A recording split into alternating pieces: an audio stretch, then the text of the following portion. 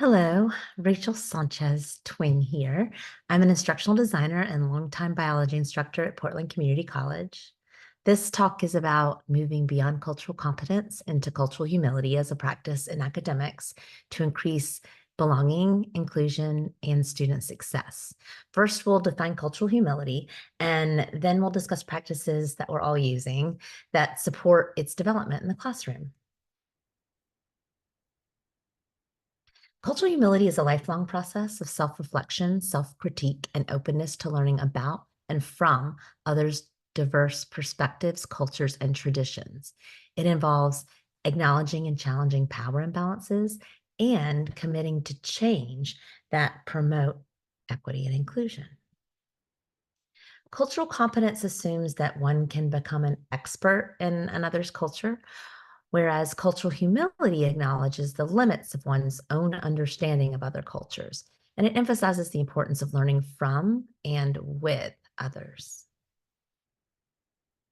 Becoming culturally competent and practicing cultural humility are ongoing processes that change in response to new experiences, situations, and relationships. Cultural competence is going to be a necessary foundation for cultural humility. So, first, we develop cultural self awareness. So, what is my culture and how does it influence the way I view and interact with others? Then we gain cultural knowledge. So, what are other cultures like and what strengths do they have? We'll understand and redress power imbalance. We'll ask ourselves, how can I use my understanding of my own culture and others' cultures to identify and work to disrupt the inequitable systems? And finally, holding systems accountable. How can I work on an institutional level to ensure that the systems I'm a part of move toward greater equity and inclusion? Cultural humility moves beyond cultural competence. So, cultural competence would assume I'm the expert, whereas cultural humility recognizes you're the expert. Cultural competence assumes that there's an end product, whereas cultural humility is a lifelong process. Cultural competence implies that there's an objective set of best practices. Cultural humility recognizes that those best practices are actually subjective. Cultural humility involves recognizing and challenging power imbalances that we see and that we know exist in our schools. It involves promoting inclusion and creating brave spaces for people from diverse backgrounds. So, the cultural humility iceberg. Remember that the surface culture is just 10%. That's what we see. Whereas 90% of people's culture is really this deep culture that we don't see and we don't really touch. Some things to consider: do not assume that one person's experience speaks for an entire group of people who share that identity. Remember that all people are a combination of intersectional identities. Be verbally humble. So, as a leader, preface the conversation with, I don't have all the answers. I value your input, and let's work together to find a solution. Frame interactions as partnerships. And finally, this is the hardest one or the most challenging one. Create a brave space for others to advocate for themselves. Maybe asking, is there anything that you think I should know? We must first recognize and acknowledge what we're up against as far as barriers to cultural humility in science, technology, engineering, and math. There are many norms that we have made pervasive in our culture.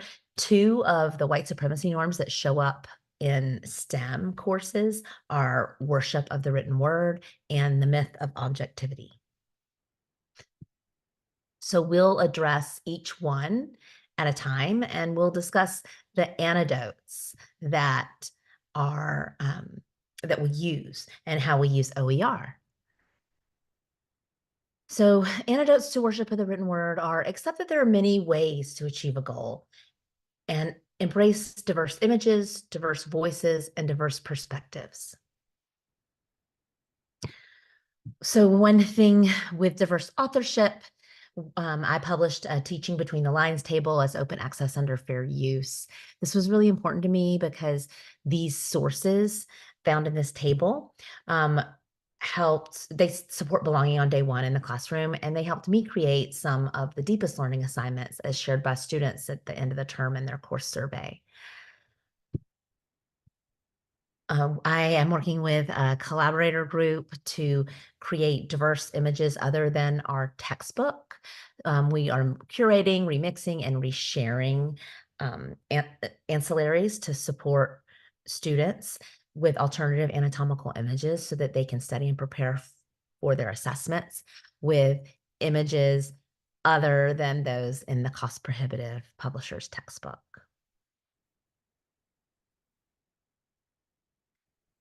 What about the myth of objectivity? So antidotes.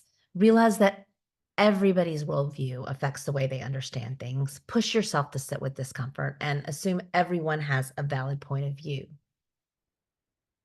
One of the ways that we address this in neuroscience and human anatomy and physiology is we use open access review paper to examine how international human rights laws correlate to 5 connectivity maps in the human brain. And what happens when those rights are denied? The assignment and the ensuing discussions center the neuroscience of human rights, and they broaden students' understandings of the harms done to people of color by our own medical system and how we might mitigate those wrongdoings and change our current course. It is an uncomfortable topic when we begin it. However, I received the most feedback from this assignment and the ensuing discussions about how transformative it is in changing students' lens of medicine, human rights, and ethics. Another thing we're doing in the anatomy and physiology class is we are creating interactive HTML5 package quizzes. So, and we're also creating an anatomical 3D models. So anatomy and physiology those courses are often identified as gatekeeper courses because students, they're required to go on in the health professions, and there's a high withdrawal and failure rate as well. We know that students learning A&P for health majors are going to require more support than those learning content for biology, for example, because of the known disparities in the course prerequisites. So we've created meaningful quizzes that students can take to check their own knowledge and find their holes in their knowledge to prepare them for the assessments that they will take in class. So these HTML5 package questions all have images to trigger recall. And again, students can play them. They're designed so that students can find the holes in their knowledge. And then they can know what they need more practice with before the assessment. And we try to make, this one's about COVID, neuro-COVID, and long COVID. So we try to make these all relevant and meaningful. The other 3D model project that we're doing, so we've created, from our models in lab, we've created 3D models that students can zoom in, zoom out, manipulate the model, and they can self-quiz, right? They can move to these hotspots and use them as hide and reveals so that they can self-quiz on the anatomical terminology. Cultural humility has several benefits, including increased empathy, improved communication and collaboration, and a deeper understanding of the complexities of diversity. In conclusion, cultural humility is a necessary component of creating a more just and equitable society, and open educational resources, using them and curating them, are a useful way to apply diverse authorship, images, and viewpoints. By acknowledging our own limitations and committing to ongoing learning and growth, we can create more inclusive and welcome learning environments for all people. Thank you.